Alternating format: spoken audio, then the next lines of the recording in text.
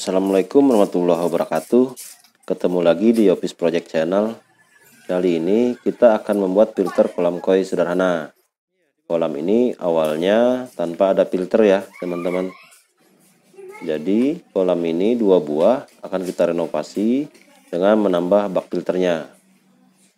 Pada kolam ini yang ada hanya 2 buah pipa, yaitu satu pipa ukuran 1/4 in untuk pembuangan dan satu buah pipa lagi ukuran 3/4 sebagai pipa input atau buat pengisi air kolamnya.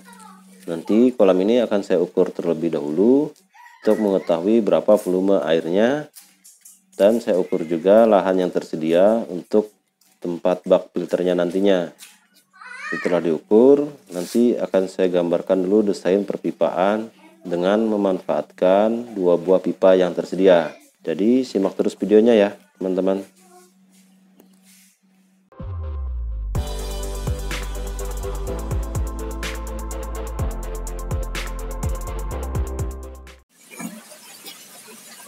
Jadi setelah kita ukur kemarin ya teman-teman, ini gambarnya saya gambarkan denahnya. Panjang kolam untuk rencana kolam koi itu 265 cm atau 2 meter 65 cm ya. Sementara yang rencana buat ikan nila itu panjangnya 200 cm atau 2 meter. Dan lebarnya ternyata bagian dalamnya kolam itu 65 cm. Ini denahnya. Jadi di kolam itu yang ada adalah pipa ini ya teman-teman, pipa 1/4 in, ada 2 buah. Dan rencana awalnya sebagai pipa output, dan ini pipa inputnya 3/4, jadi untuk menambah air kolam rencana awalnya. Dan ini tampak depannya, ketinggiannya dari tanah dasar itu 62 cm untuk yang ada kacanya itu, dan yang untuk yang satunya tingginya 79 cm. Jadi ada selisih 17 cm ya teman-teman. Itu nanti akan kita rencanakan air kolamnya rata semua, karena kita akan membuat filternya 1 buah saja untuk 2 buah kolam ini. Jadi setelah kita ukur kemarin, rencana kolamnya akan kita letakkan di sini ya teman-teman. Jadi dia akan nempel di tiang gerasi kemarin itu. Jadi saya buatkan ada 5 chamber. Sengaja saya buatkan banyak agar air lebih lambat untuk kembali ke kolam, sehingga kotoran akan mudah ditangkap ya nantinya. Cuman satu yang sangat disayangkan, karena pipa outputnya tadi yang ini kita jadikan BD, cuman dia jadi satu saluran nantinya teman-teman. Nah ini yang bisa menyebabkan untuk kolam koi yang utama ini daya hisapnya lebih kurang, karena dia lebih jauh untuk menuju filternya. Ini yang sebenarnya sangat disayangkan. Alangkah baiknya jika pipanya ini masing-masing ya teman-teman. Jadi dia tidak terpengaruh dengan kolam satunya. Nah, sistem perpipaannya seperti ini nantinya. Jadi kita akan gunakan untuk pipa outputnya 1,5 in nanti untuk di chamber pertama.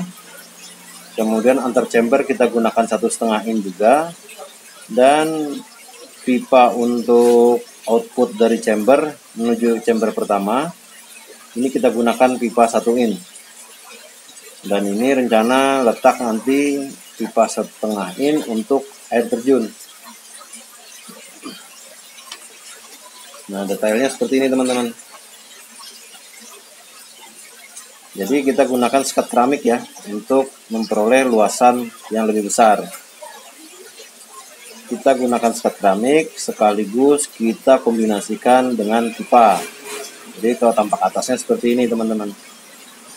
Sekat keramik, di sini nanti akan kita cor beton. Ini pipanya kita buat zigzag ya. Nah ini yang dari kolam. Terus ini output untuk pipa outputnya. Dan ini pipa antar chamber dari chamber 1 ke chamber 2 di sini. Chamber 2 ke chamber 3 di sini. Jadi saya buat zigzag. Nah, kalau kita buat potongannya seperti ini. Jadi sistemnya ini kita cor memanjang ya. Ini kita cor memanjang agar dia mengikat pada mengikat pipa antar chamber ini. Nah, seperti ini. Dan tinggi keramik saya minta 7 cm dari atas kolam. Jadi airnya kita turunkan lagi nantinya. Nah, jadi ketinggian kolam itu nantinya kita perkirakan lebih kurang 50 cm ya teman-teman. Dan pipa-pipa ini pipanya masing-masing ini. Setiap dari chamber dia masing-masing menuju ke chamber pertama ini. Cuman gambarnya karena kita ambil ini seolah-olah menyatu ya teman-teman. Dan ini yang potongannya sama, karena ini potongannya kelihatan yang pipa ini, sementara yang potongan B-nya yang kelihatan adalah ini ya teman-teman. Nanti kita akan lihat ya teman-teman hasilnya seperti apa yang dikerjakan tukang setelah saya jelaskan dan ketemu langsung sama tukangnya.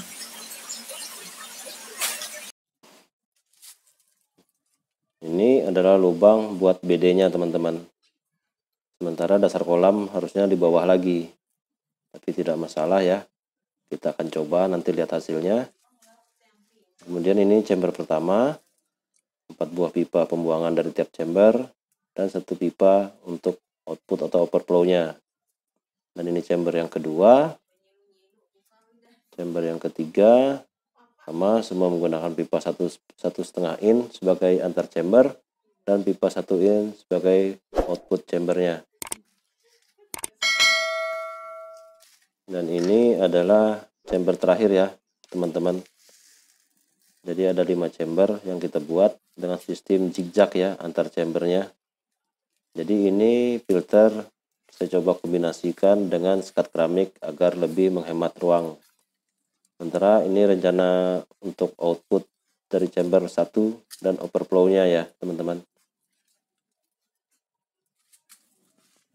Jadi antar chamber rupanya keramiknya yang dilobangin teman-teman. Jadi seperti ini.